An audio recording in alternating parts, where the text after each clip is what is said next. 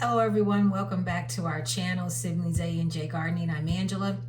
I'm back because I want to try this bread recipe. I made this recipe a few days ago and I wasn't too impressed, I must admit.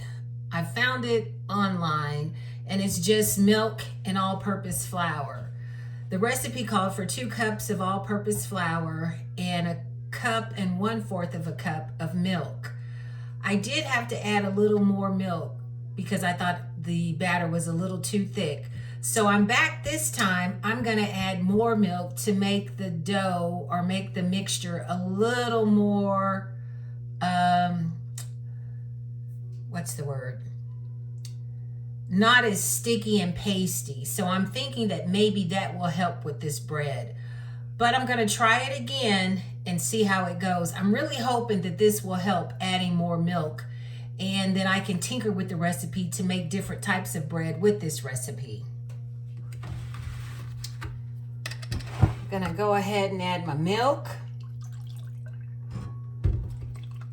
I'm gonna start off with the cup, and when I made it the other day, a cup wasn't enough, but that's what I'm gonna start out with, and then we'll see how much more liquid I'll have to add.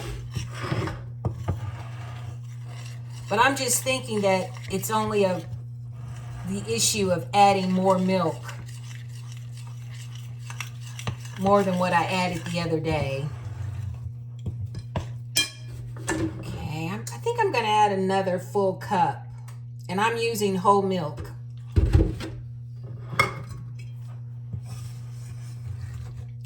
And this recipe makes a loaf pan. I already have a loaf pan. I put a little butter in the loaf pan like I did the other day, and I had no problems with the bread coming out of the bread pan.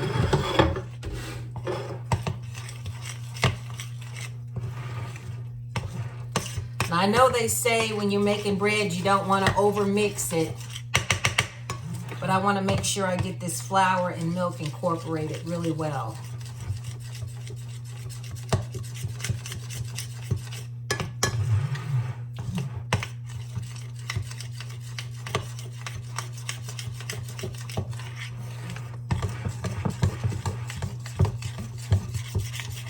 My oven is still preheating at 350.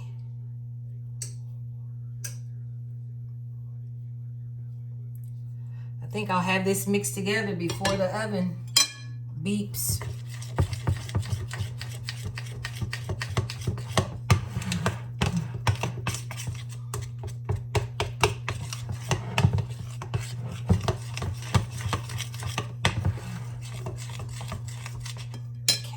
I'm gonna add just a touch more of milk, maybe a splash. So I have 2 cups of all-purpose flour, 2 full cups of whole milk, and I added another splash of milk to this batter. I just want to make it a little more liquefied, and then maybe it won't be so thick and pasty when it cooks. Because that's what I ran into the other day when I made it. There goes my oven. Yeah. Okay, I'm gonna go ahead and put it in my greased loaf pan. I just added a little butter. Milk over there.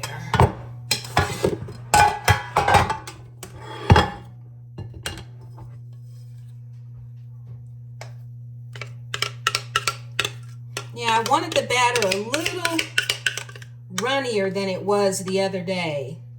And I think that may have been my problem. The batter was just a little too thick. I didn't want to give up on this recipe because it's so easy.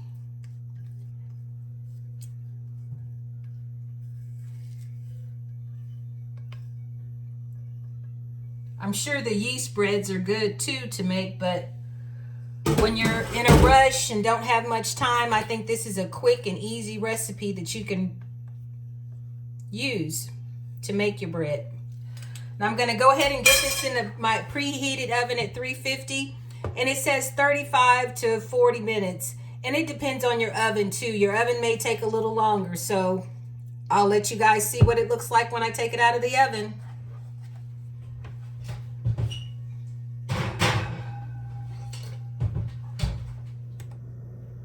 Hello everyone, welcome back to our channel, Siblings A and J Gardening. I'm Angela. I'm going to try to make this bread I made the other day. I wasn't very impressed with the outcome, but I decided to give it one more try, and this time I'm going to add more liquid than what this particular recipe called for. I'm just doing what works for me. I'm not trying to take away from anybody's recipe, but it calls for 2 cups of all-purpose flour and 1/4 cup of milk.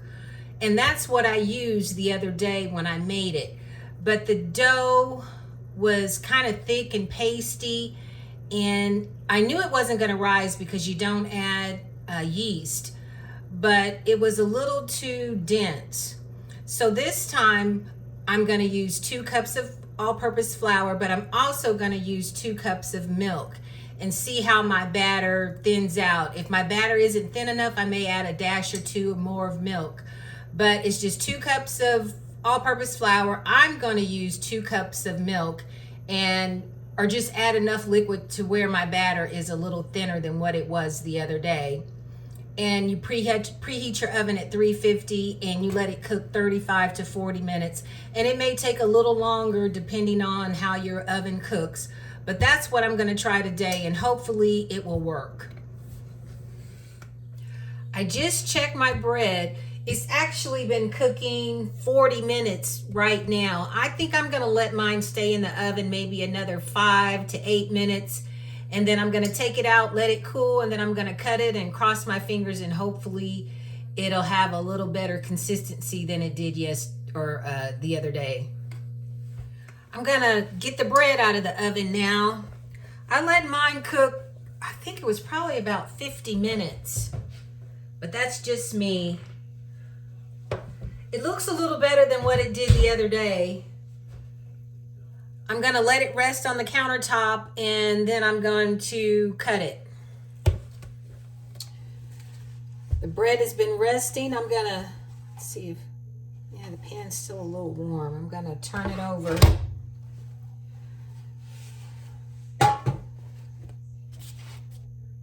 Still really warm, but I'm still going to try to cut it and see. Well, it's a little better than yesterday, or I keep saying yesterday. It's a little better than the other day when I tried it. It seems a little softer. Get a little jam. Before it was so hard, and I'm gonna taste it here.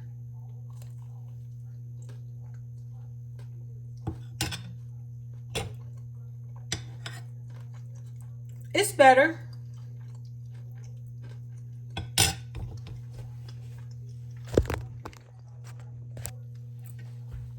It's better.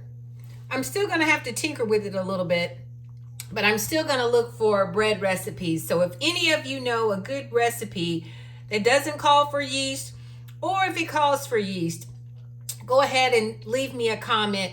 Leave me the recipe. You all stay safe and be blessed. Thank you for coming along while I did this second try of this bread recipe.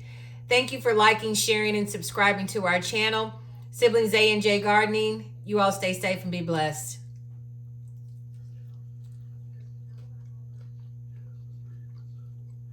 It's better.